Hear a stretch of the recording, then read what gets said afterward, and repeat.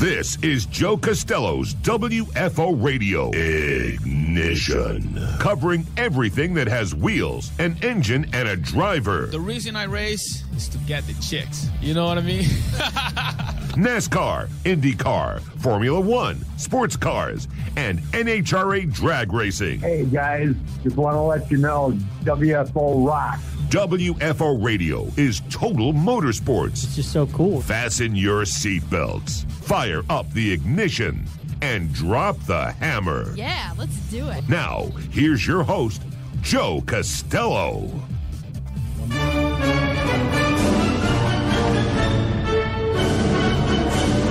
Happy 4th of July from WFO Radio. What's up, everybody? Our nation's birthday is upon us again, and you are barbecuing and hanging out and watching fireworks and doing your thing and consuming and enjoying with your friends and your family. Maybe getting ready to go out to New England Dragway and watch a little NHRA drag racing. Maybe you're headed out to Daytona to watch a little Firecracker 400 for the final time.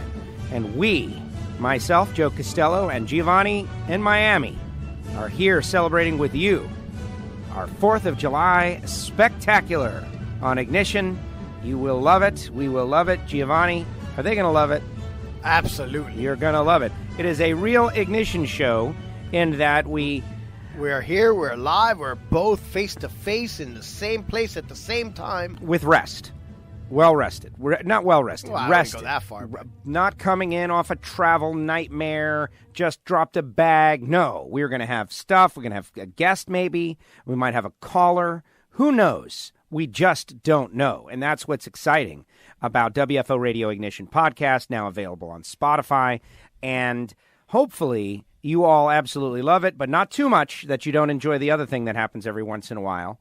Because that's still going to happen every once in a while, as is the necessary means of the travel schedule. But let's get beyond that and talk about the issues of the day. We got a lot to get into. For instance, Bowman the Showman. That's right. Bowman the Showman got it done with style, and he was getting passed, and they wrote him off for dead. It was over. Well, that's it. And he battled back and rallied back and took the lead and won the race. He said, no more second place. I thought that was a real show of character. Also not good for Kyle Larson.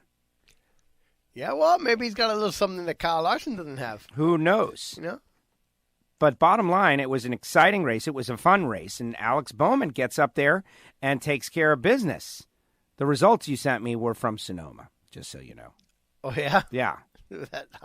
Yeah, which we did not get to talk too much about it. That was one of the shows that is lost to the travel schedule, unfortunately. So we'll get into the Cup Series. We'll talk a little fantasy. We're also going to talk Formula One. Mad Max Verstappen takes the win in the fixed race. Yeah, there I said it. I put it right out there in the first couple minutes. Yeah, This is my conspiracy theory that I'm throwing out there. I am sick and tired of always having to be the guy who is balanced and fighting against the crazies out there. There's so many crazies that are they're fighting about everything. They're fighting left and right. And I'm always the guy, no, that's not true. Listen, no, you need to read. Look, there's information. And I've decided that maybe my 4th of July resolution this year is going to be to, instead of always just trying to be the balanced guy, have one or two spots, one or two things that I am not the balanced guy, that I'm the crazy guy. A few conspiracies that you believe in. Well, I don't have to believe in them. Other people have to believe in them. It's not even about that, as it isn't about it for all these crazy people out there with their anger and vitriol, pushing various stories, fake news. I should get in on it, too. And my fake news story is this. Since Dietrich Mateschitz, who owns Red Bull Racing and owns Red Bull in general. Red Bull Ring? Red Bull in general, the inventor of the Red Bull energy drink empire, is Austrian and has been complaining a little bit about what's happening in Formula One and they're not winning enough. Isn't it interesting that the race that the Red Bull team happens to win out of nowhere is in Austria?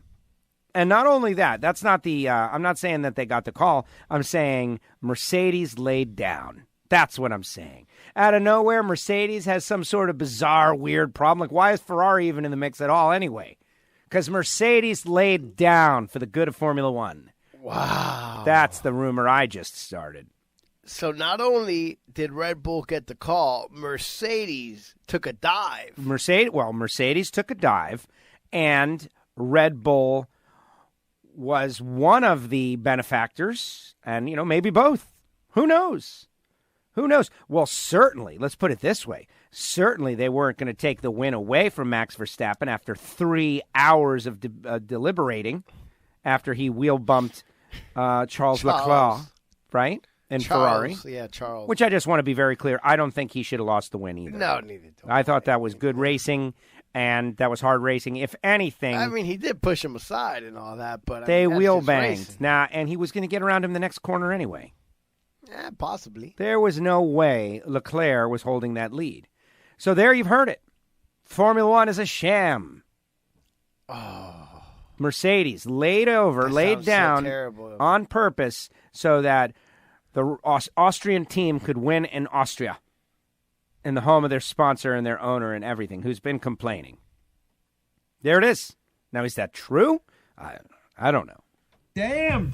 That's one of those things that could be true or could not be true. And something else when we get to the Formula One portion of the show, there was that the deliberation we were talking about. They were going to maybe take the win. During that, it was a 3-hour period. Apparently, the internet created and sent out a bunch of fake FIA rulings. Of course they did. Of course they did. What is real and what is fake anymore? Well, exactly. And there were tweets about the Ferrari team is seen celebrating in the garage, but really it was just a fake news Was it like that post. video of like that bar scene where everybody's looking at the TVs and they just they superimpose whatever they want on the TV, and all of a sudden the whole bar crowd goes wild. No. Like the team scores a goal. I know. You know what I'm talking about? I do not, but I'm sure I can imagine. They've used it like for multiple things now. And it's like this scene of the bar, and everybody in the crowd is just watching like the game, and all of a sudden they score, and everybody goes wild, right? I get it. I believe it. I understand it. Yeah, everything, what is real anymore? Well, you don't know. We're in the Matrix. We are in the Matrix, and we don't know what's real anymore, and it's more and more challenging to know what is real. And so what do? Do you fight hard for what is real, or do you participate and just continue to tear down reality? And I don't know. I think I'm going to continue to tear down reality, at least every once in a while, like this time. And this is not bad. I didn't create the fake ruling from the FIA, but somebody did. Like, think of that guy. This thing is under review. Oh boy, they're taking a while. Hey, you know what? Let's make a fake one. Yeah, go to the web. Okay, past FIA rulings. Okay, and then Ferrari has been suspended on behalf of blah blah blah, and there it is. And Ferrari wins the race. Woo! And everybody goes crazy. The guy who did that. Pretty funny. Pretty funny. So we'll get into that. Lee Iacocca passed away. Won't be seeing him no more. Father of the Mustang. And I saw someone post, no disrespect, I thought he had already passed away. And I related to that a little bit. I hadn't thought of Lee Iacocca in a while. It's been a while since he came up with the Corinthian leather and stuff like that, huh? It's interesting to see all the quotes. Because Lee Iacocca is the father of the Mustang. And no, I understand that he's not the guy that was on the island with the little guy. Montalban? Well, because I mentioned the Corinthian leather, but it's because Tattoo? that's the Chrysler commercials back in the day when Iacocca was in charge. Yeah. I read his book as a kid. I think I was 12 years old or something when that book came out, the Iacocca book. When did it come out? I have no idea, but I find it hard to believe that you were reading the Iacocca book as a 12-year-old. Absolutely. What are you talking about? Whatever, man. See, that's why, you doubt. It's an absolute fact. I still have it somewhere. In addition to that, I still have the Lee Iacocca book. I might even be able to go produce it. I'm the kind of guy that I'm going to have to call you out and find out when he wrote the book because I don't believe you were 12 years old. But look when the book came out, and I read the book. I maybe did a report on the book. Maybe I didn't read the whole book cover to cover, but I read... Well, he's got multiple books. No, the one, Iacocca, the autobiography, yes. 1984. Okay. So that would have made you 11. There it is. Yeah. I don't believe it. Well, maybe it was a little after that. All right. I didn't necessarily get it as it was, a bestseller. Maybe it was 2 years old when I wrote the report about the book. All right. But listen, man, I was a very sharp young kid. I don't know what happened in old age in my old life, but when I was a kid, I had a lot of potential. I was very interested in a lot of interesting things, but cars, as you can imagine, cars are a continuous thread through my life. And reading the Lee Iacocca book, can I remember anything of the... No. No, he's an Italian-American, first-generation Italian-American. Another consistent thread, of course. See, it's all making sense, and you're thinking to yourself, it's also clear to me now. Joe may have read this book at 11 years old. No, I still don't believe Well, I have the book somewhere. Anyway, sad, but I've been watching some of the commercials and everything, and here's the bottom line. Those K cars were garbage. Come on. I was watching what we're going to do is we're going to have the more powerful turbo, and it's going to make you never want to get in a V8 again. Yeah, right. It was a bunch of things. Hated it. The mid-1980s were the worst era ever for American automobiles. For all of them. Think of those Knight Rider-type Camaros and Trans Ams. Well, hold on. They were definitely very underpowered, but their styling was very awesome and futuristic, which is what was the problem. Is like everything was... those Gen 3 Camaros and Firebirds, I think, are some of the nicest. They did not have the driveline that they should have had until the late 80s, where they started to come around. But really, the Gen 4 Camaros and Firebirds, where they came back. That's why the 80s are the era of the Mustang. Fox body Mustang, GTs and stuff, LX. Remember those with the 302?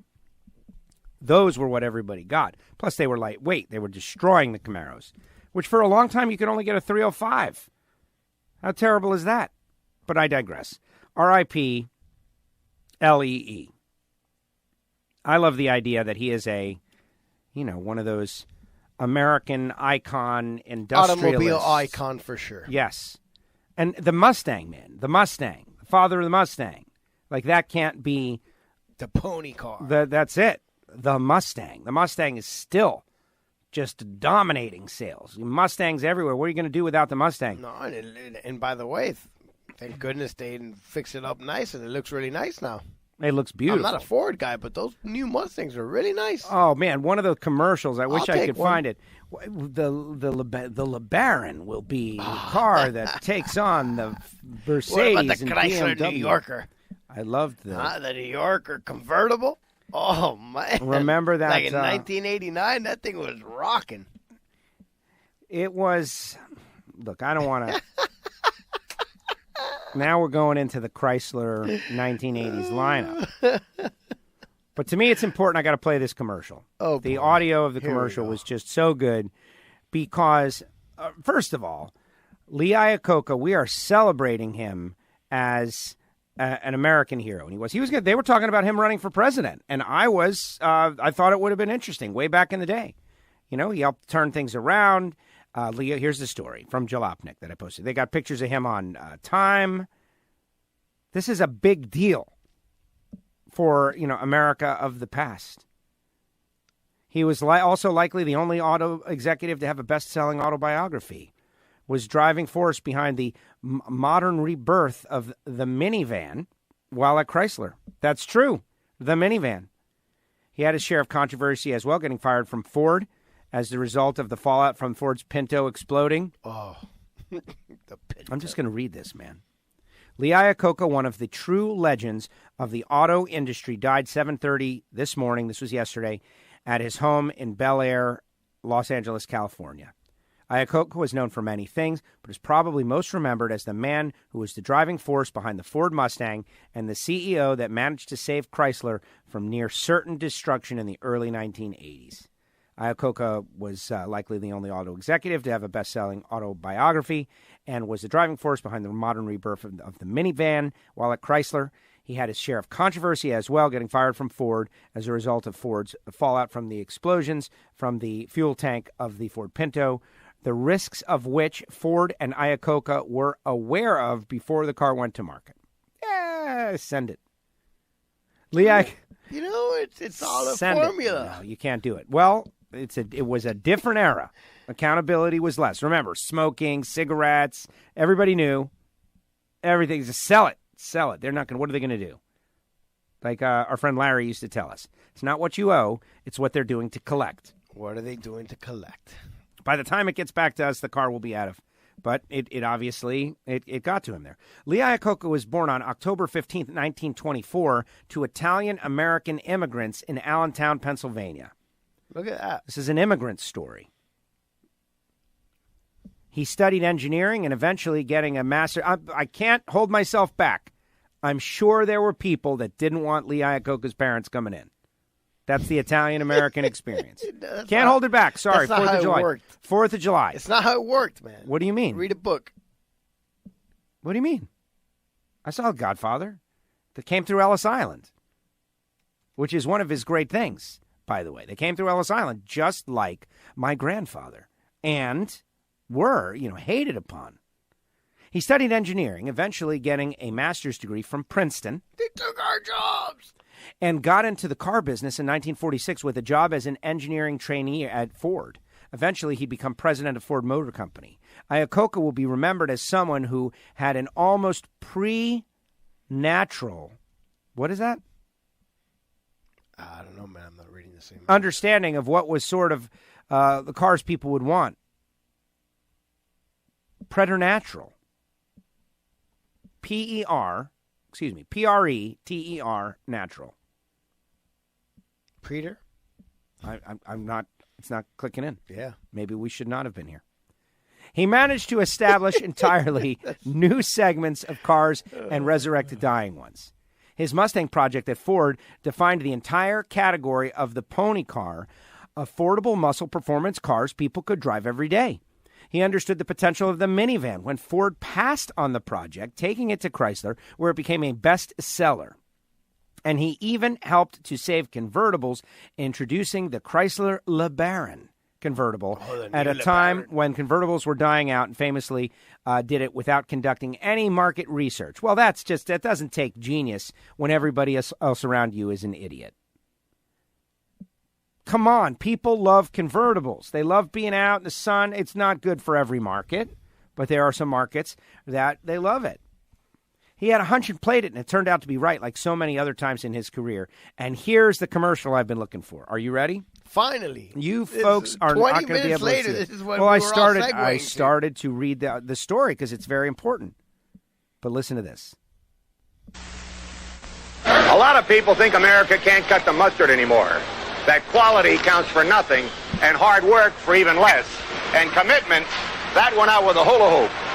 Well, when you've been kicked in the head like we have, you learn pretty quick to put first things first. And in the car business, product comes first. Product. And product is what brought us back to prosperity. High mileage, front-wheel drive, quality products. By the way, with the best safety recall record over the last 2 full model years of any American cars. Convertibles, they said, nobody wanted, but everybody copied. Sports cars and luxury cars with turbos so powerful, so efficient, you'll never go back to a V8 again. Never. And a wagon so versatile, so right for America today, we can't build enough of them. Not bad for a company that had one foot in the grave.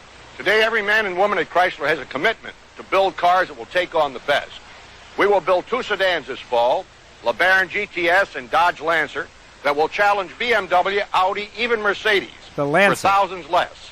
And next year, we will build a small car right here in America with quality that we're determined will beat the Japanese at their own game. And we will build the best-backed American cars with 5-year or 50,000-mile protection. Woo. Quality, hard work, commitment.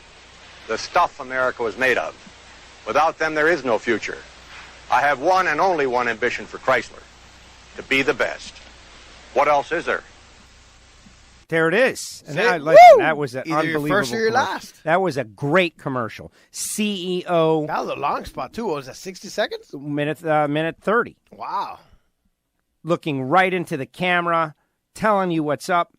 And you're like, yeah. That was a big ad buy in the 80s. Oh, my goodness. And then you think about what, it happened, and, the minivan was a great success, and the convertible concept was a great success. But the Lancer... Dude, the Dodge Caravan is still... The Caravan is still going. They sell a lot of those minivans. And et cetera. Iacocca became something of a celebrity in the 1980s, showing up in Chrysler commercials with a determined, no BS tone that resonated with people.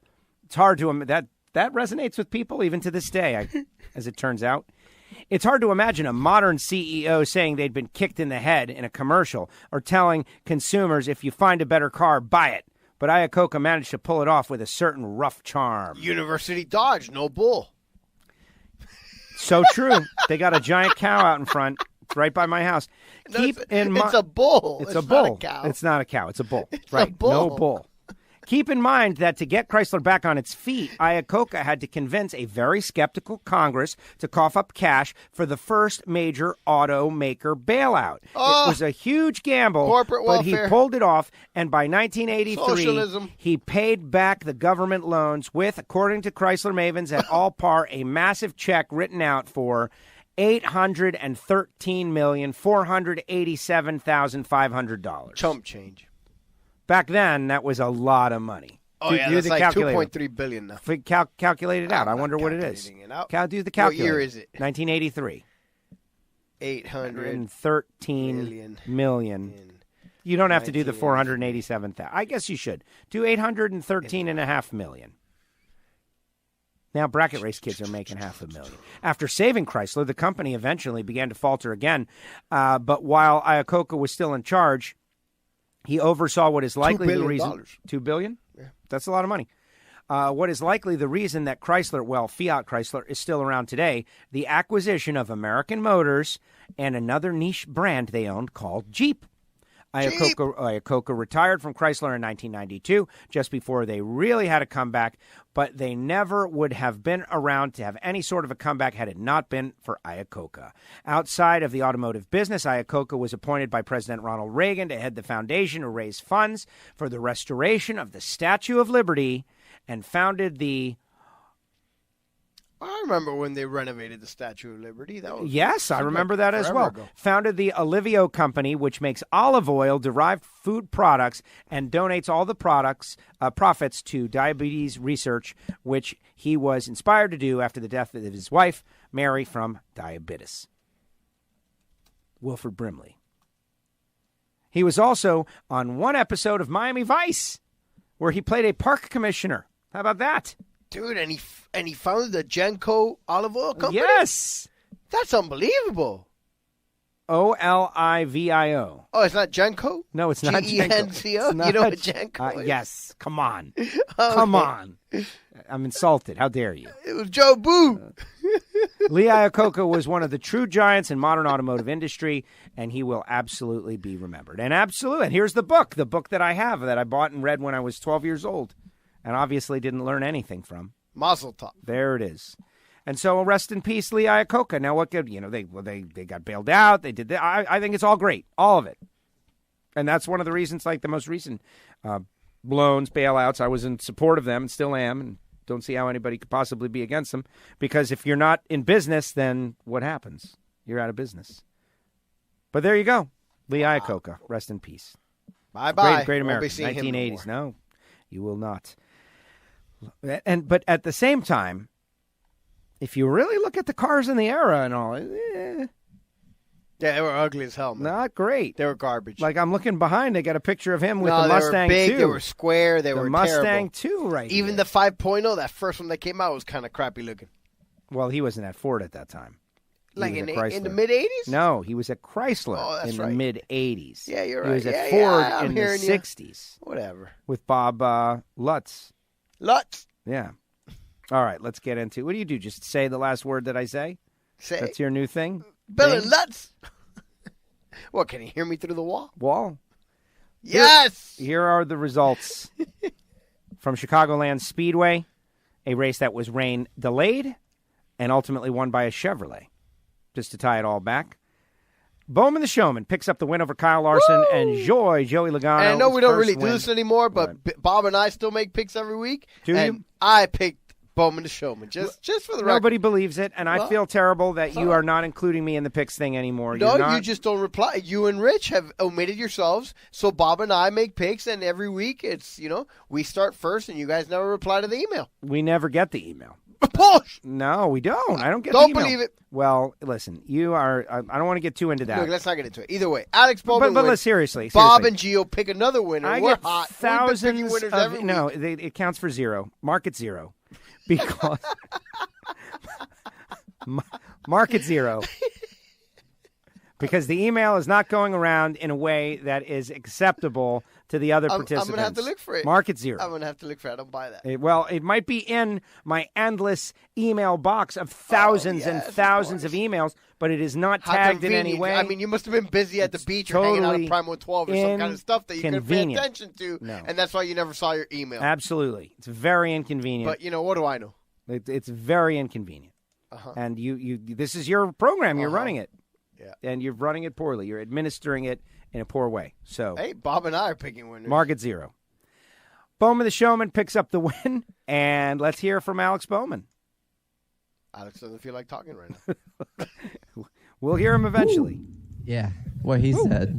I don't know. I'm pretty speechless. I feel like I kind of just want to get home and enjoy it with my friends. It's something that it's all I've wanted my whole life, and now that we went and won a race, I don't really know what to do with myself a little bit, but just very thankful for Hendrick Motorsports, Exalta, Nationwide, Lumar, Valvoline, everybody that stuck behind somebody with, I don't come from a racing family. I don't have a big resume. I kind of went from running in the back every week to doing this, and still not really quite sure how that all happened, but it's been a heck of a ride, and just very thankful for the opportunity, and thankful for getting to work with people like Greg Ives and this 88 team. And I think it is great. It's good for the 88. It's good for Hendrick Motorsports. It's good for the future of NASCAR. The kid actually has a very nice, positive personality. The way he dealt with his victory, I thought, was very modern. He talked about how dumb he was and appeared getting stuck in the mud. That was a lot of self-deprecation. I really liked him, and most importantly, I liked the fact that he got past and everybody wrote him off, and he came right back and won the race. And he shows that there was nothing wrong with the 88 team. It might have just been the pilot. Exactly. It's been a couple of years, man. It's been a couple of years. Yeah, it's been a few years. This is the second year, man. No. Yeah. No. Yeah. Last year was the first year retired. This is the second year. I don't think that's right. All right. Is that right? You don't think, I guess, is accurate. You look it up. I'm not looking it up. I know. Look it up. My memory gland is fine. I don't think so, man. I think it's been longer than that. I think this is the third year with Dale Jr., but I also think we did this. But what's really disturbing to me is, how do I have this? Over the line! And this? Am I wrong? And this? Smokey, this is not Nam. This is bowling. There are rules. But I don't have over the line. But you just said it. No. Oh, but it was part of the bigger. Over the line! There it is. No, market zero. I don't have market zero. Oh, yeah. I don't have market zero. Well, Over the line! Market zero. Yeah. And what are you jealous of me going to the beach on a day off after working 4 straight weekends? I didn't say anything. Obviously, it's re-emerged here. I have no weeks idea what later. you're talking about.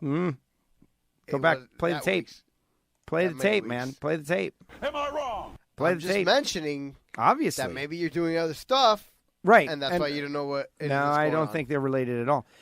Joey Logano finished third. Jimmy Johnson was fourth. Brad Keselowski was fifth. Sixth was Ryan Blaney. Seventh, Eric Jones. Eighth, Lord Byron. Ninth, Martin Truex Jr. And 10th, Austin Dillon. Look at the ass on that horse. What are you doing? Lord Byron. You should bring up the audio if you're going to do things like this. Chase Elliott was 11th. Ricky Stenhouse Jr., 12th. Kurt Busch, 13th. Kevin Harvick, 14th. Denny Hamlin, 15th. Followed by Eric Almirola, Ryan Newman, Chris Buescher, Daniel Hemrick, Michael McDowell, Paul Menard, Kyle Busch, 22nd. What happened to Kyle? David Reagan, 23rd. Oh, he hit the wall. 24th. I remember that. Daniel Suarez, Bubba Wallace, Ross Chastain, Matt DiBenedetto, Ryan Preece, Matt Tifft, Corey LaJoie, Landon Castle, Bailey Curry. Bailey Curry. Bailey of course, Curry, Bailey of Curry. course. Josh Bilicki. Bilecki. Is that the guy that was on the show? Bilicki. Oh, yeah. Reed Sorensen, Ty Dillon, B.J. McLeod, Clint Boyer, and Quinn Hoff. Boyer hit the wall a couple times. Rounding out the top 38 in the NASCAR series. That is great stuff. Now, we're going to save the Fantasy League scores for last. Okay. Because we'll have a special guest come in, and then we'll end the show like that. But I'm going to put the bat You're going to put the bat signal out? Yes. All right. Yes. But by the way, I thought that, I don't know if it's the package or the track, but generally these mile-and-a-half tracks over historically, or not historically, but the last few years, all we've done is complain about how one team finds a setup and just checks out. And, you know, people like to complain about NASCAR. They don't like this. They don't like that. They don't like anything except what used to be back in the day when they were young and good-looking, and now it looks like they ate that person, but let's not regress. Sounds a little familiar. Nonetheless, I thought that the racing was actually pretty entertaining the whole time. They went and only raced about 10, 15 laps before the rain came, but that was pretty intense. And then afterwards, it's like WFO the whole time. And I don't know if... You take a horse with a large ass in a field like this, and you got a winner. That's what you were looking for. That's exactly what I was trying to say. Either way, I think that people, if you really enjoy racing, stop complaining and watch some of these racing. And the package is not terrible right now. There's a lot of passing, a lot of, you know, that whole Larson versus Bowman at the end. And this same track last year, they showed it earlier during the rain delay. Kyle Busch versus Kyle Larson. I don't know. Listen, I don't disagree. I don't disagree. The drivers hate it, though. Stuff instead of whining and complaining. Well, it's a lot like slot car racing, and guys can come flying up there, and I find it to be entertaining. I wish I had someone that I cared about, and that's, I guess, the next deal. But you know what? It's going to take time. This kid winning and these younger guys winning, now, you know, I think we're seeing it same way. You know, I'm sure as we segue into Formula One, where it was the youngest 1-2 finish and the youngest pole, front row ever.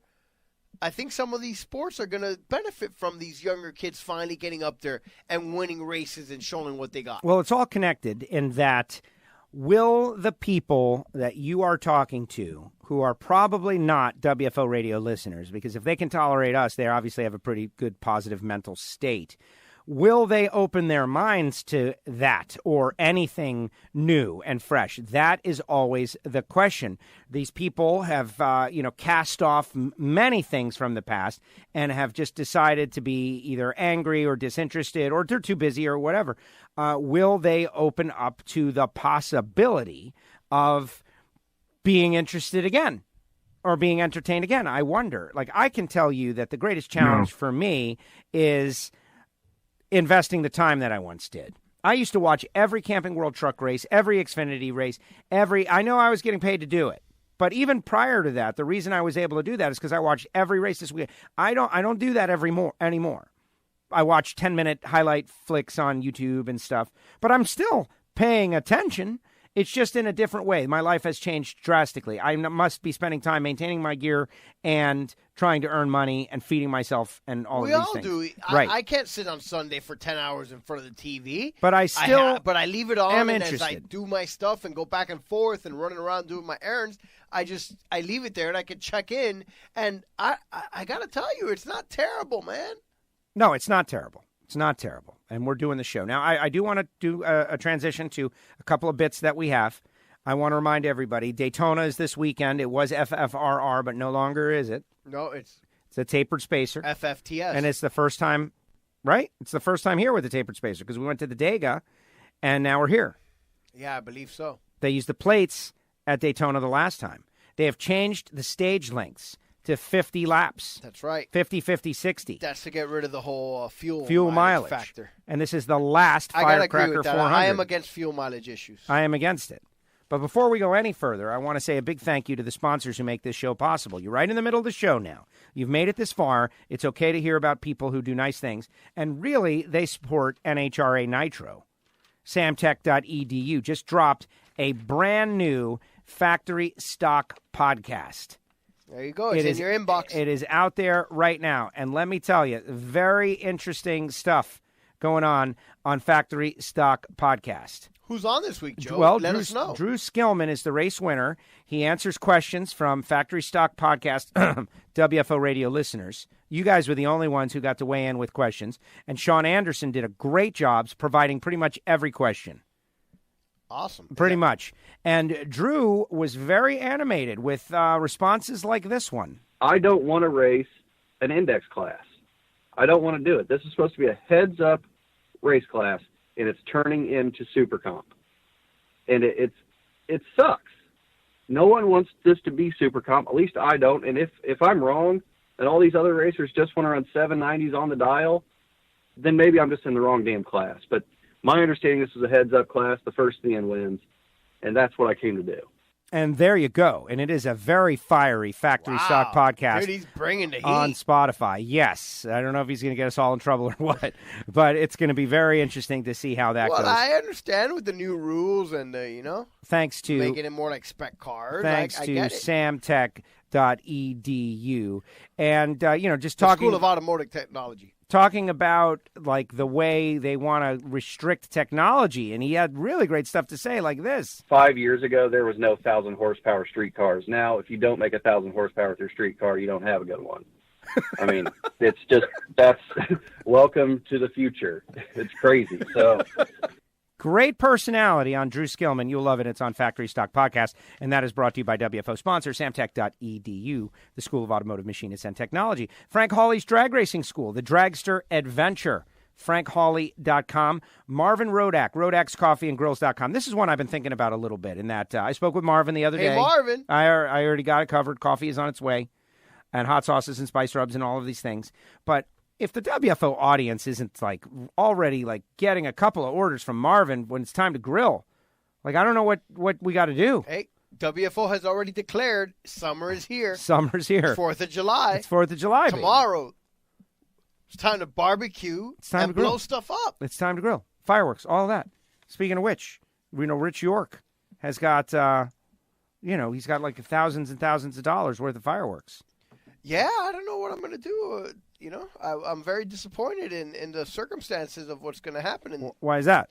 In the morning and stuff. Let me finish by saying rodakscoffeeandgrills.com. Go to there and check it out. MagicDryUS.com. MagicDryUS.com. Get yourself some Magic Dry or if you have Cat a cat, litter. get Cat Spot If litter. you got a cat, get Cat Spot. If you got a factory, get Magic Dry. And HusseyPerformance.net, not to mention DRE, Drag Racing Edge Magazine, and EV3 Drag Racing, and everybody that supports us and helps us out. Bobby Compla.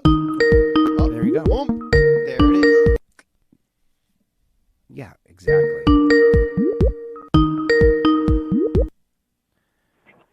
WFO, who's this? Hello, Dirty Hippies. Rich York of the Dirty Hippies calling in, totally unsolicited, on the 4th of July Spectacular. What's up, Rich? About time you had me back on here. I thought you guys went extinct. Yeah, you know what? We've been struggling, actually. It's been a very tough deal because my travel has really ruined this part of the show. Well, stop working so much. Stop being an adult. I know, man. I know. Speaking of not being an adult, let's talk 4th of July. We're just going to make the transition from NASCAR to Formula One and invite you in on this conversation, but you have tantalized with the photographs of the fireworks. I will not be lighting fireworks this year for the first time in, 30 years, 35 years. Me and my dad are not going to light fireworks together for the first time because I'll be traveling, going to Boston with NHRA, which is fine. But you have picked up the mantle. Rich has got a fireworks warehouse. Yeah, we decided to go out and put on a show this year, so I went out down to South Carolina and picked up about 30 cakes and tubes, and I got about, if I light them off continuously, about 18 and a half minutes worth of fireworks. That's fantastic. Did you get a showstopper too? We got music. You got to have music. Way to go. You have to have music. Good job, Rich. You got to have music. Put some music behind Rich.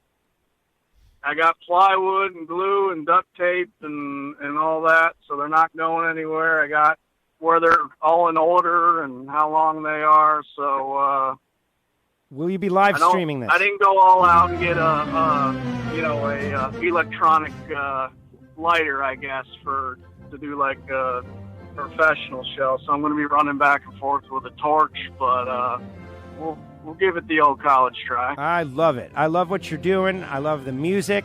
I love the fact that you're doing fireworks. I think what you need to do is set up a tripod and live stream this whole thing on your Facebook page. Well, since it's illegal in North Carolina, that may not be the best idea, but I am going to record it with my GoPro. So Okay. I'll have the video of it. There it is. Okay, You mean that's not, you didn't buy it to protect the crops and scare off the Are the you crows using and it to stuff? scare off the buzzards from your crops? No, we don't want to. I am a little worried about scaring off all the deer that have been coming around, but they'll be back. We feed them, so Agricultural they'll purposes. be around here. All right. No, well, they make you sign a Absolutely. waiver down here that says that you're using it for agricultural purposes to scare off the animals that are trying to eat your crops.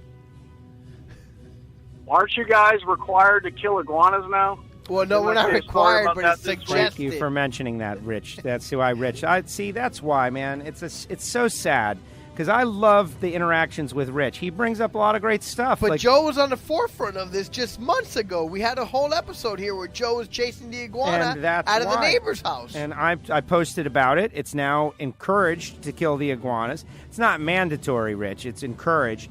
And, we got to figure out how to kill these iguanas now. And that's the problem. Yeah. How does one kill an iguana? Like, do you pick it up and just slice its throat open, or do you shoot it with an arrow, or what the hell do you guys do down The there? answer is that it's a very challenging thing to kill We these can iguanas. do whatever we want, basically. No. We've been given a free reign to kill the iguanas. We have been given free reign, but the guys who are in the business of killing the iguanas do it with a single rifle shot, is what they say. It says it in No, the they're not story. snipers. It says it in No, the story. I saw One these to the dudes. head. First of all, they're charging $50 an iguana. We got to get into this business right now because from what I understand, the iguana population is exploding. Hold on. First of all, don't bring this up to me, man, All because right, I'm the guy. $50 an iguana, or they'll give you a deal if you got like a whole, like a whole herd, or however you call a congregation of iguanas. I will get into the iguana extermination business. I will do it. You're this the seems one. a lot safer than the boas out in the Everglades. Like You that are was not a good Why business. don't- kill iguanas, Gio. You will not. Why don't you guys rewrap your drag car into the iguana killing mobile, and you can just run around in there and just go and create chaos with the amount of noise you're causing with the car and the rifles. Well, it'll be a write-off. That does sound pretty good. I do like that, advertising for our iguana assassination business.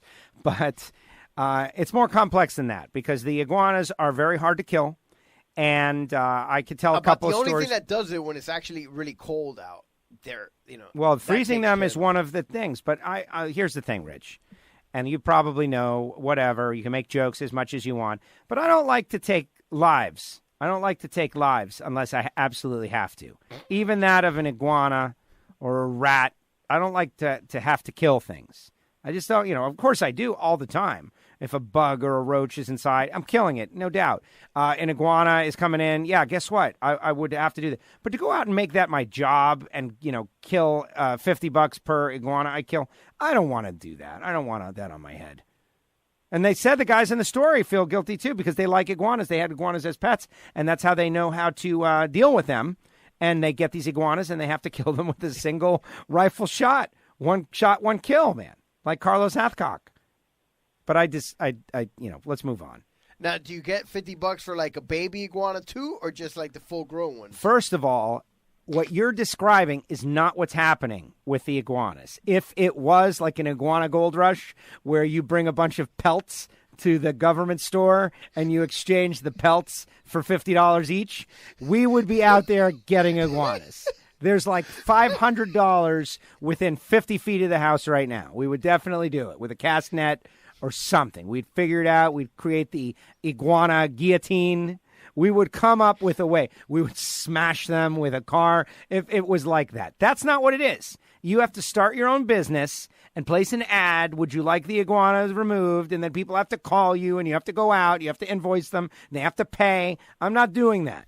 If it was like a real eradication, no invoicing, man. You show up, and if they got no cash, give me the money or else. You don't get the iguana out. Like Ghostbusters. You let it loose we even in their bring house. some in the truck, and if they don't pay up, we let some more loose on the property. You let it loose. Well, we got a bunch. Like the exterminator. You know the exterminator doesn't really come kill the bugs at your house. Otherwise, he'd be out of a job. There's a real financial opportunity in this iguana business, and it's beyond financial. It's for the good of our society. These things are taking over. They're doing a lot of damage. They're a nuisance. They're a nuisance to all kinds of things. Look at what Rich has done. All right, I wanted to talk about the highest paid NASCAR drivers and how the numbers have gone down pretty considerably. We don't even know what they make anymore. It's all hush hush the secret now. Would you like to hear the top 10? Let's go. You ready, Rich? I'm ready. Here we go. Starting out at the bottom, number 10. Clint Boyer. Total earnings $7.3 million. Salary and winnings $6.6 million, and endorsements and licensing $700,000. It's not a lot of endorsements for Clint Boyer. No. Number 9, Martin Truex Jr. $8.2 million total earnings. Wow, for a $7.3 in salary and winnings, and $900,000 in endorsements and licensing. Number 8, Kyle Larson. Total earnings $9 million. Salary and winnings $8 million. Endorsements and licensing $1 million. Number 7, Chase Elliott. Total earnings $9.5 million, $7.5 million in salary and winnings, and endorsements $2 million. And that is obviously the new modern era salary, like $7 million for a new era star. Chase Elliott, etc. Brad Keselowski, $10.4 million, $9.2 in salary and winnings, and $1.2 in endorsements. Number 5, Joey Logano, the champ, $11 million. Defending champ, 5th highest paid. That's what I'm saying. Salary, the last 2 champs, both under, like a lot of people. 9.6 in salary and winnings, endorsements, $1.4 million. Number 4, Kevin Harvick. And now you can understand these guys have been around a lot longer. They're older. The veterans. The old era guys that, they were making 20 and they're getting paid less and less on the way back down. 12 million. $13.1 million. He won, and his salary $11.6 million. His endorsements are $1.5 million, so he's got more endorsements. Number 3, Denny Hamlin. Wow, Hamlin $14.2 million. Salary and winnings $12.7 million, and endorsements and licensing $1.5 million. Number 2, Kyle Busch. Total earnings $15.8 million. Salary and winnings $13.8 million, and endorsements $2 million. Kyle Busch. And number 1, total earnings of $17.5 million. Nothing to sneeze at. Jimmy Johnson, $14 million in salary and winnings, and endorsements $3.5 million. $17.5 million. That's chump change. So he's the end of an old era where he's making the old school, $14 million from contract money. That's exactly twice right. what today's drivers are making. Exactly, which is a good argument for the long-term deal because you never know what's going to happen. And the bottom is falling out. Now everybody is back down around 7, which is not bad at all. And, it's not NBA money. No, it's not NBA money. Do you have any thoughts on the NASCAR race on the Firecracker 400, Rich, before we move to Formula One? I'm just hoping that it's not a single car follow the leader up top race. Hopefully it'll be, bobbing and weaving, and they'll be bumping and banging. I agree. Bumping and banging and bobbing and weaving. All of the above. All right, now let's move over to Formula One, the Austrian Grand Prix. I just want to get you up to speed. I'm calling out Mercedes for laying down so that Red Bull could win at their home track. Okay, that's what I say is happening. That may or may not be true. Max Verstappen, Charles Leclerc, Valtteri Bottas, the top 3. But it has been a season dominated by Lewis Hamilton. Your guy, Vettel, finished 4th overall. Our team, Ferrari, finished 4th, second and 4th. And not really looking that great. What say you? It's really frustrating to hear every week that Ferrari's got this new package and they're ready to go, and then practice they're doing well, and then qualifying happens and they screw up, and then the race happens and they just don't have it. I mean, I don't know what the hell they're doing, but I mean, I don't understand how Leclerc lost that race. I mean, he was ahead by so much the whole race. The tires weren't that much difference. And then Verstappen just had the damn booster going, and he caught him, and that was it, man. I just don't get it. Rich, did the 10-lap tires make 14-second difference on the track after Verstappen had that horrible start, and he went from second to like 7th or 8th or 9th even in the first turn? Like, how did that happen? Like, it doesn't make any sense. That doesn't happen in an F1 race. You don't drop to 7th and then somehow win the race. I mean, right, without even a safety car, without any kind of, out of the ordinary thing happening. That's why my conspiracy theory is pretty strong. I mean, why wasn't Vettel up there? He was right there with Verstappen, most of the race, and all of a sudden, well, they had a 6-second pit stop. They were. But he pitted and got those new tires, and he was still slower than Verstappen at the end and couldn't even turn the fastest lap of the race. Yeah, shenanigans. Like something really peculiar happened there. Shenanigans. In a Honda. Although, I bet he was pissing his pants when he went around that last corner and got in the grass. I bet that scared him. Yeah. That was close.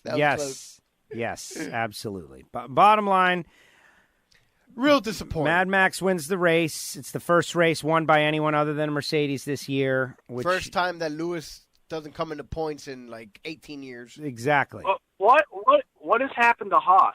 I mean, they were the up-and-comers the last 2 years. And the Haas F1 report, now they are in the bottom. I mean, they have no shot in hell of even getting points right now. Well, the sad thing is that they're qualifying the cars in the top 10. They're getting to the third Q3, and then as soon as the race starts, they drop the anchor. And here's the report. I mean, this is your Haas F1 report on WFO Radio. The Rich Energy Haas F1 team drivers Roman Grosjean and Kevin Magnussen finished 16th and 19th in Sunday's Austrian Grand Prix, the 9th round of the FIA World Championship. In extremely hot and sunny conditions, Magnussen started 10th and did his best to hold the position on a set of Pirelli P0 red soft tires. He managed to do so over the opening 9 laps, but then began dropping positions quickly. He pitted from 15th. Put on a set of white tires. Grosjean began the race on yellow medium tires, but quickly dropped 4 spots on the opening lap. He made those tires last for 35 laps before finally pitting, et cetera, and so on. Grosjean says it was a tough one. It's really hard to understand where the grip is going and how we can make the car go faster. I had no grip on those first few laps and then just no pace in the car. It has been really difficult with no balance. I was fighting the car as hard as I could. We're in a very difficult situation. We'll work on it. We'll find it. It may take some time. I'm sure our guys have got the resources to get on top of our issues. There's obviously just something that we're not doing quite right. Kevin Magnussen says, we didn't have any pace today in the race. After qualifying P5 yesterday, it's disappointing after a very good day on Saturday. It's strange and very frustrating. Nothing was really working. It felt pretty hopeless. It's really confusing. Gunther Steiner says, a disappointing race, obviously. Running around like that is a negatively amazing. After qualifying in 5th position, then to have a race like that, I can't say anything other than it's disappointing. We'll keep working on it, try to keep a better understanding of why this kind of performance is happening from qualifying to the race. We just do not understand it at the moment. At the moment, we have no clue. And that is your Haas F1 report. And here's what I'll say, Rich. This is my opinion, okay? We're way ahead of where anybody would have expected this team to be. We're disappointed that we're not contending. Nobody really thought the team was going to contend from the word go. Final segment. And that is a good thing. The tire spec for 2019 is tripping up a lot of people.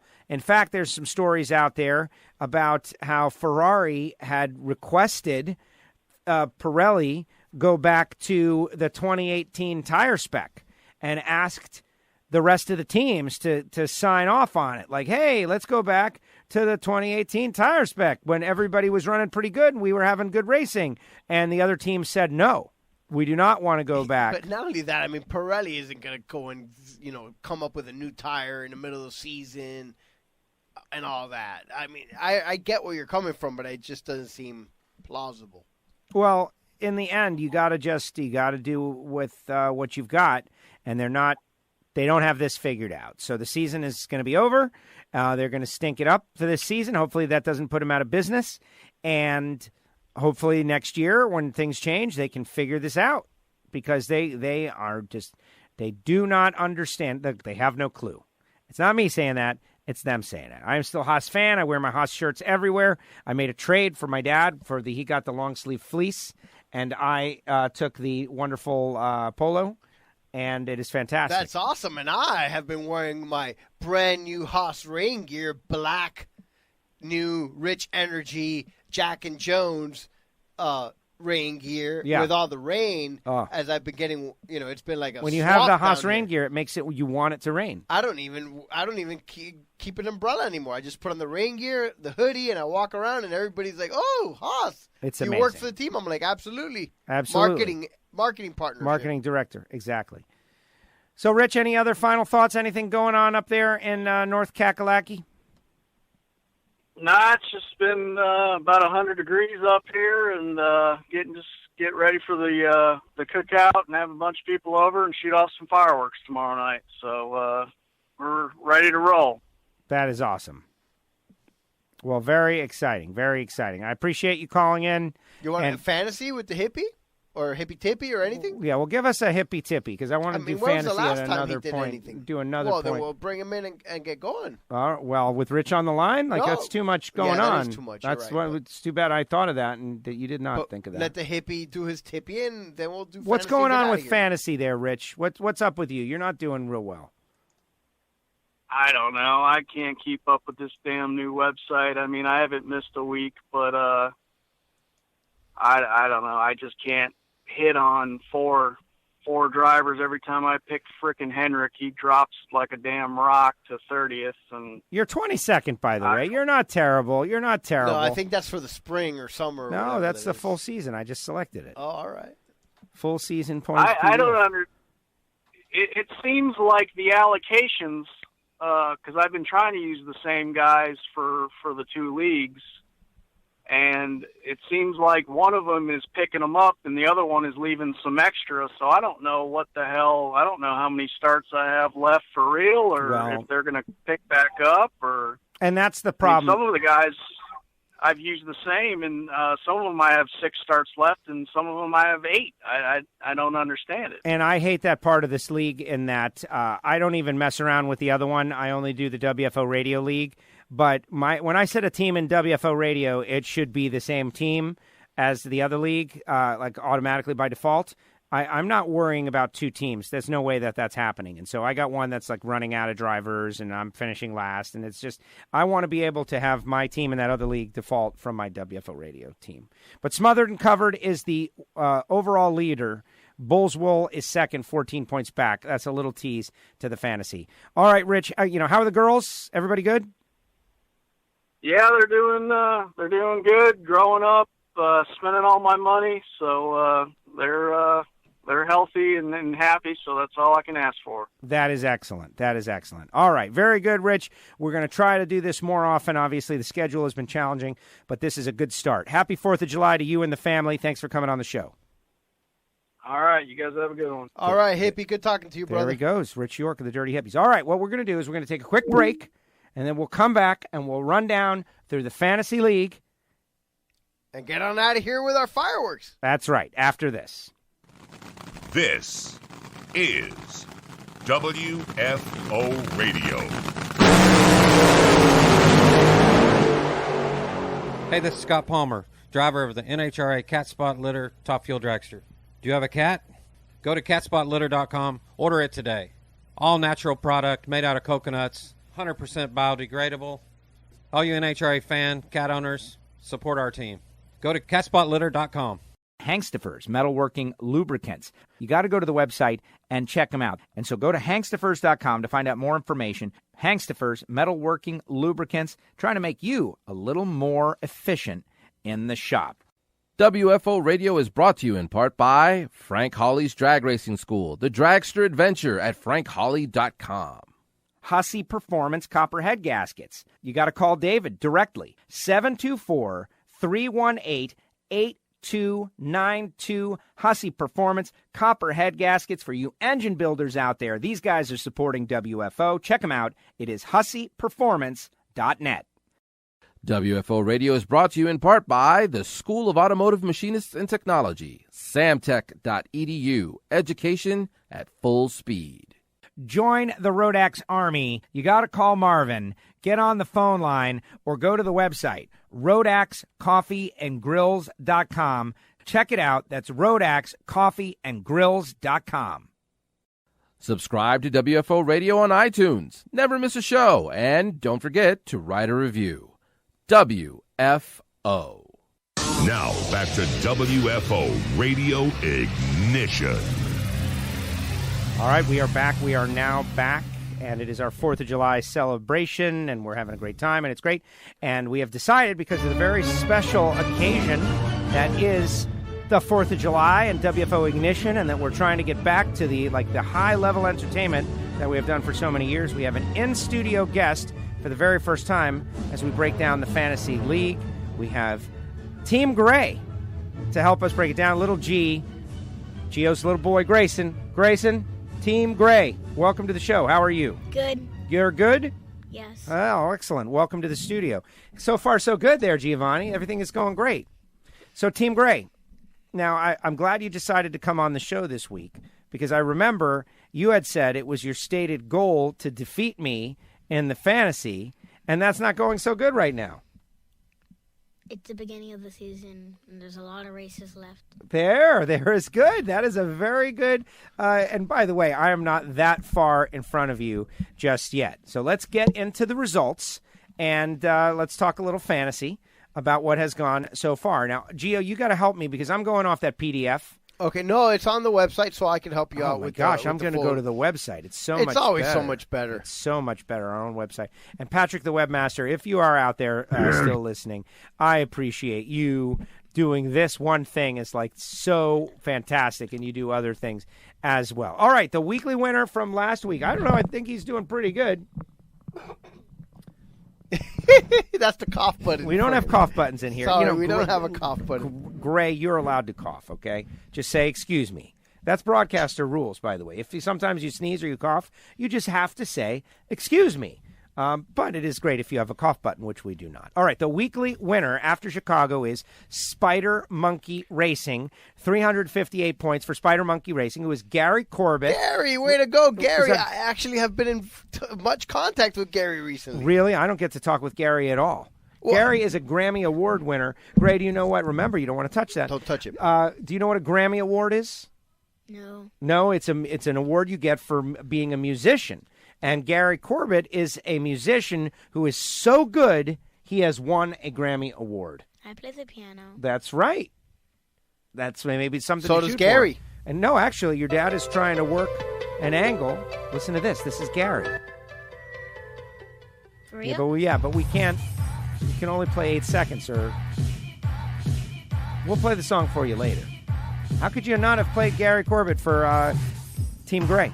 All right, second place, A26 We guy. actually have permission to play this song. Yeah, not from Cyndi Lauper.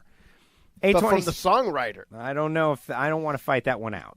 I don't want to litigate that one. All you know right. what I mean? Yeah. A26 guy, that's Marvin Rodak, second. I forget that Hey, Marvin Rodak is heavily How involved. is Marvin? Oh, second for the week, not For the week, overall. this is weekly scores. Craig and Newhall third, 344. Dirty Hippies, 341.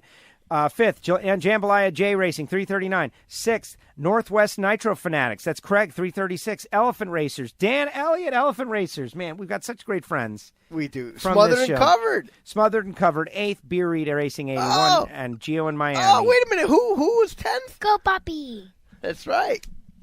10th place, guys. 10th place. Hey, top not 10 that for the great. week is very good. Where are you? I didn't see your name in there. Yeah, I was 11th.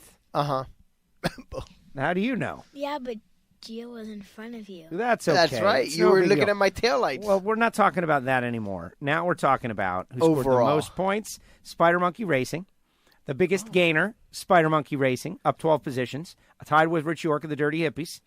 And the biggest loser, Rich in Saugus, 223 points down, 8 positions. Rich is a good friend from California. All right. The overall leader. Gray, do you see the trophy right there? Yeah. Can you do a favor for me, for all the listeners out there who don't get to see the trophy the way we do? Can you describe it? Like, is it cool? Like, what do you think of this trophy? Gio, you hit the sound effect a little early because I didn't. Did. You did. Well, we'll play it again. I know you're very nervous about this moment. It's okay. Gray, what do you tell the people what the trophy looks like? It's big, it's tall, it has a lot of car parts, and it has a lot of people's name on it. There you go. It's big, it's heavy, it's wood. There it is. It's not wood. It's not wood. It's log. But do you see the names on there? Like, do you see that there's names here? I see Dirty Hippie, I see WFO Joe. There you go. Oh, wow, he does see. That's right. Wow, very good, Gray. What about Gio? Are you on there? Are you on there? That's a good question. Gray? No, Gray. I guess the plaque with your not. dad's name on it is not on there at the Oh. moment, I guess. Are you familiar with the Buffalo Bills, Gray? Yes. Yeah, they made the Super Bowl 4 years in a row, but lost every single time. Your dad is kind of the Buffalo Bills of the Fantasy League. He's finished in the top 5 like the last 4 years. Top 3. The top 3 the last 4 years, but has yet to win. Maybe this year will be the year. Probably not this year. Not this year. I think I came 9th in last fantasy or 10. You had a good year last year. It was your first year. We'll see as it goes. All right, we have a new leader at the top in the WFO Radio Fantasy League. Sorry, Smothered and Covered. Past champion, Smothered and Covered, has taken over the lead. Wow. That's fantastic. Smothered and Covered, the 2016 champion.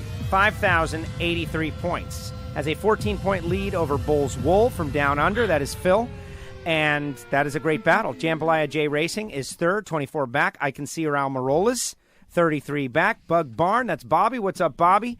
34 back. Craig and Newhall is sixth. Bug Barn is fifth. Craig and Newhall is sixth, 59 back. Mr. Fantasy NASCAR is seventh, 64 back. He is a Fantasy League Hall of Famer, Gray. Royal Flush Racing is eighth. Southern Racer X is ninth. And Rich in Saugus is 10th. Wow, that terrible week really damaged Rich in Saugus. Rich in Saugus was way up there. Dropped 8 spots. And now he is 10th. Now we'll do it on the fives. Tom Inc., 11th. Let's see. Team 12 is 12th. But by the way, the top 11 are still only 89 points separated between first and 11th. No, this is one of the closest seasons ever. 15th, Elephant Racers, right behind Sacramento Racing Fan and Patrick, and just ahead of Hockey Kid and Stubo. What's up, Stubo?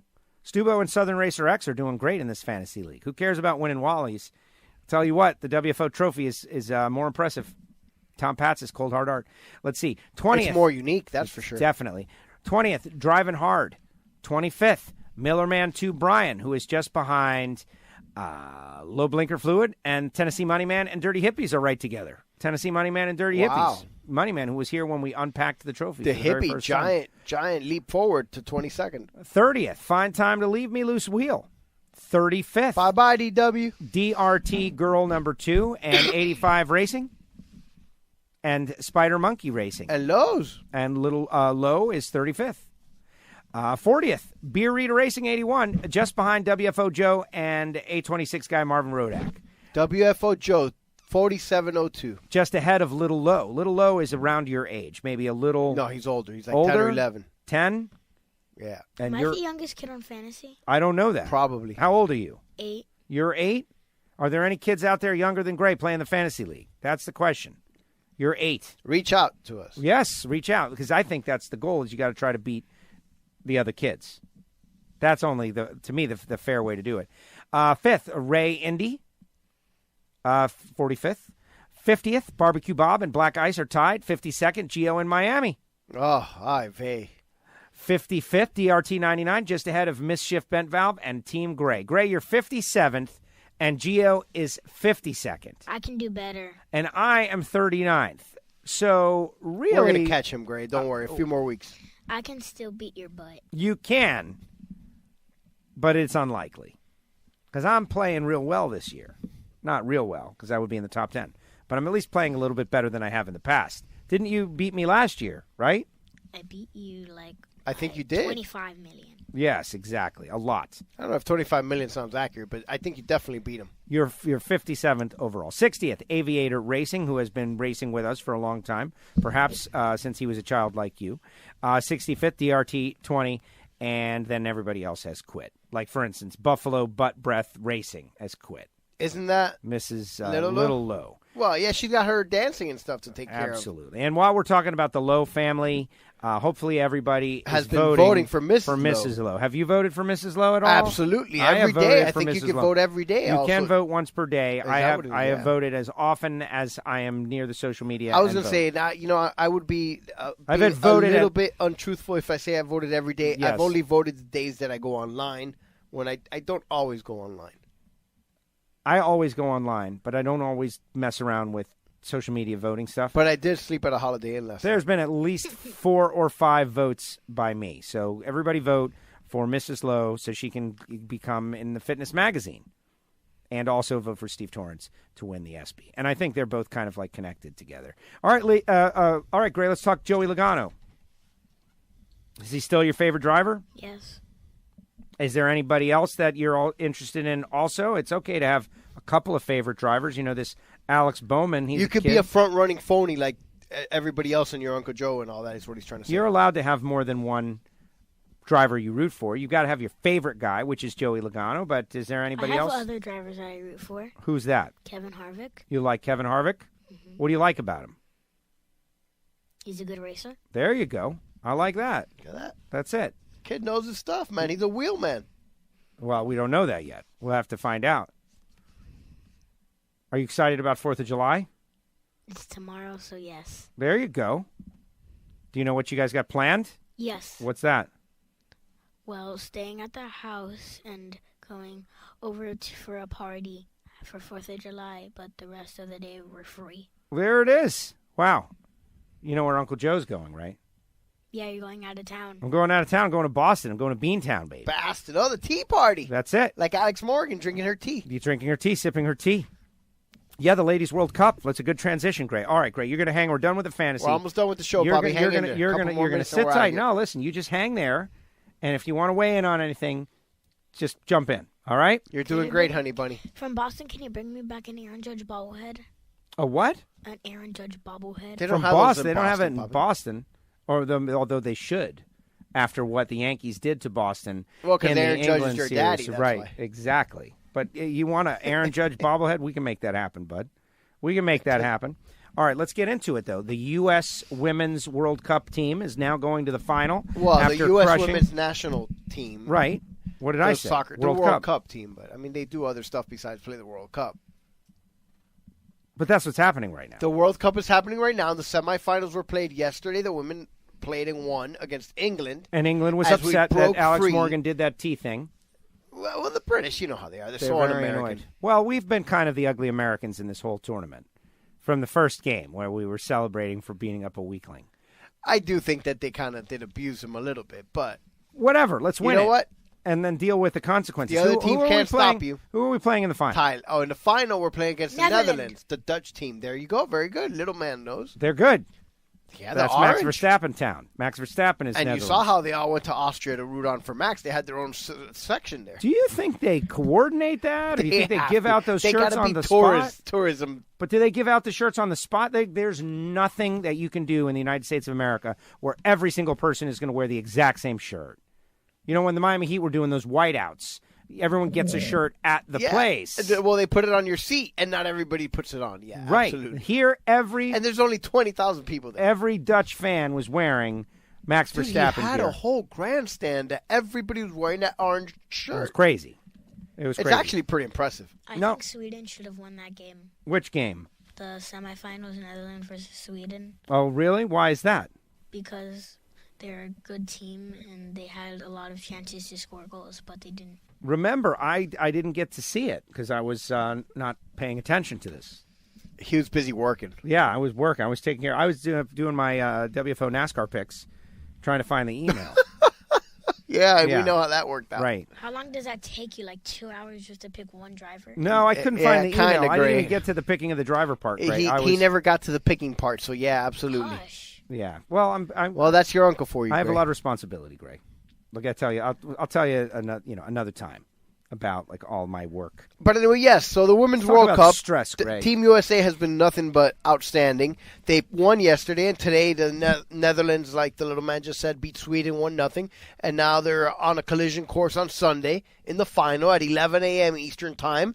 Tune in Sunday morning. Sunday morning, the final, Sunday USA morning, versus the 11 a.m. Dutch. I'm not going to be. We got round 1 eliminations of the New England Nationals and the NHRA going on, so I'll be watching on push notifications, just like everything else. Right. Well, Which is I'll fine. get up, I'll have some breakfast, and we'll put on the game and wear our red, white, and blue and root for the home team. Of course. Yeah, not just the home team. This is America. Well, for our team. Yes.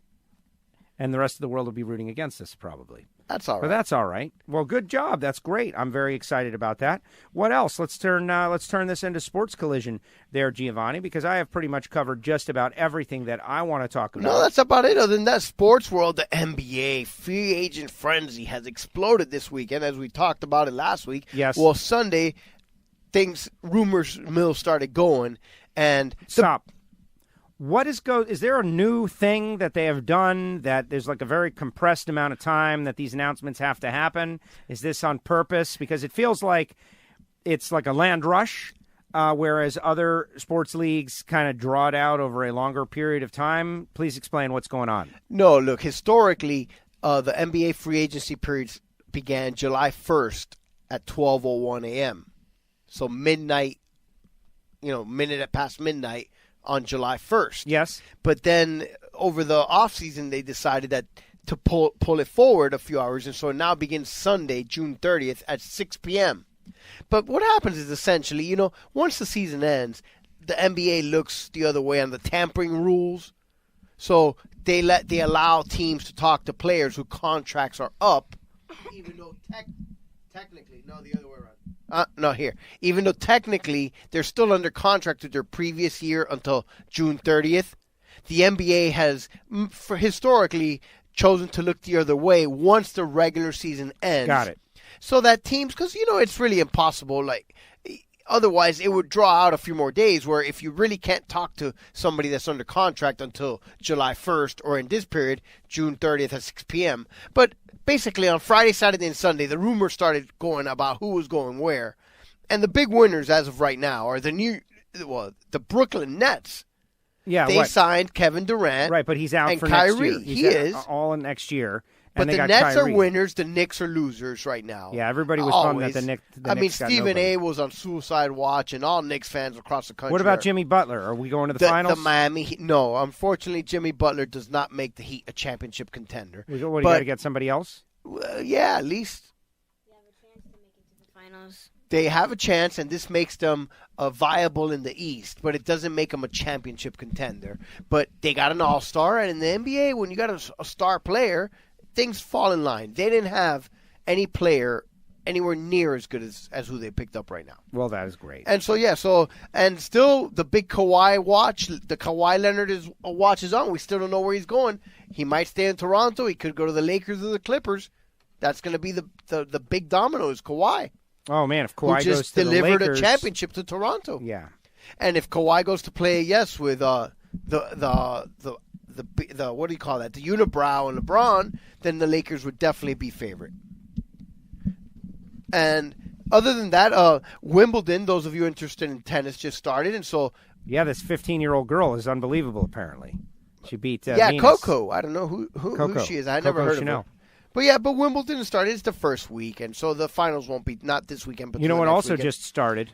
What is that? World Series of Poker.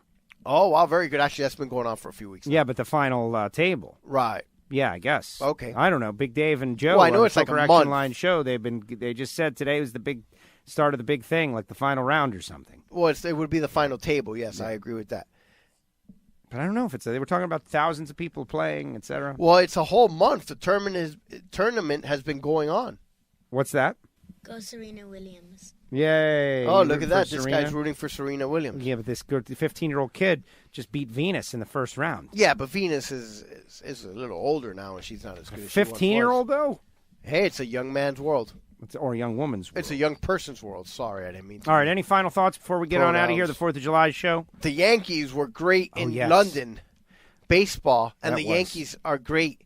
And even though Should I wear my Yankee cap to Boston tomorrow? I would. Yeah, I think so. I think Why that not? could be a good thing, right? Do it. Do it. We just blew them out of the park in Smashed them. Wembley Stadium, wherever the hell they played. And that game, that was so important because It really was. We're just showing Europe how to play ball. we're just showing what the Bronx Bombers are all about. Absolutely. That's why do they Chicks call take them the long ball. the Bronx Bombers? And there was the most scoring of any two-game set in the history of the two teams. Yes, absolutely. That's crazy. But It then was again, a unbelievable. lot of it had to do with the field and Well, it's a byproduct of everything. The Yeah. travel, the being out of their normal environment. turf. You know, out of their well, they had 2 days off during the week when they normally don't, back to back, 8-hour flight, yada yada. All that. But that's kind of all that I got. Oh wait, it's been that kind of season. I would be remiss if I didn't mention John Sterling will not be calling games this weekend.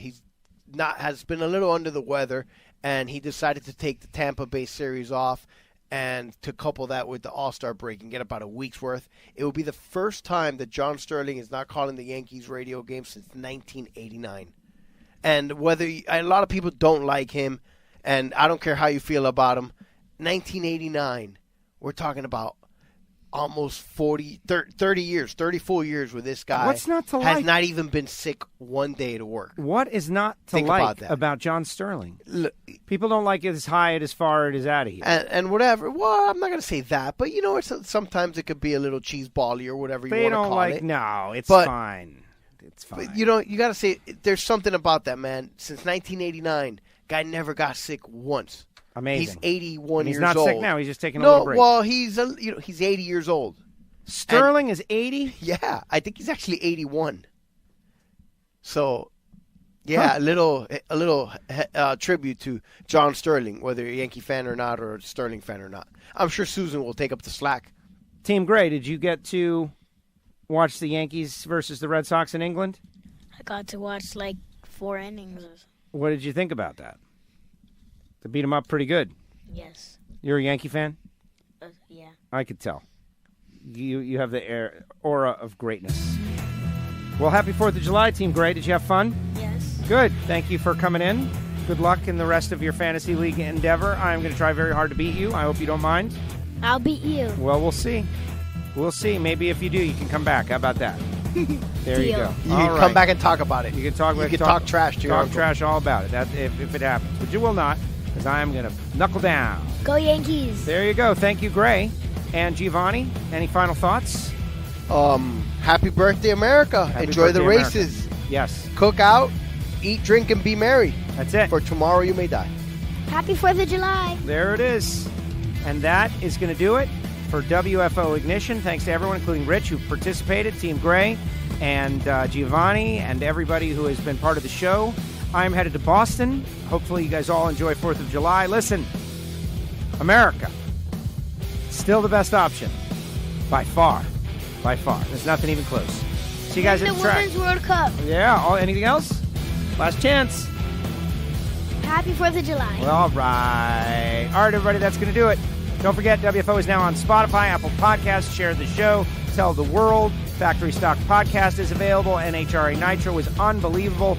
Gage Birch, a 19-year-old kid, won $500,000 bracket racing. You got to check him out, Antron Brown and others.